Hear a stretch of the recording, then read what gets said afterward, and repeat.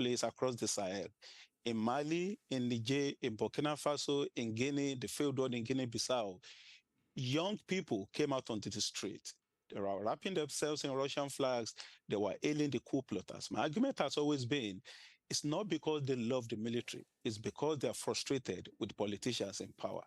The fact that there's been a leadership change in the White House is not going to change that.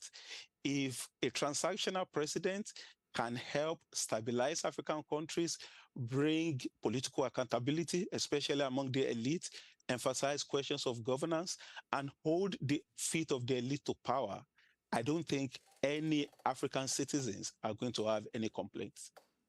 Solomon, one of the things you mentioned a couple of minutes ago that I wanted to follow up with you about was humanitarian aid and also human rights. What would you expect from the incoming Trump administration when it comes to those two issues? Because especially when it comes to human rights, in his first term, Trump's approach to human rights in Africa was characterized by very much a lack of engagement on that issue. How much might that impact the continent going forward on that, and also when it comes to humanitarian aid?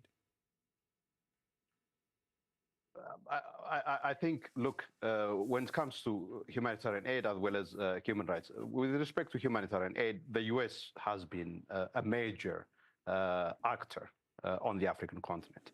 So the expectation is that that would continue during the Trump administration. Where people have questioned is how that humanitarian aid would be used.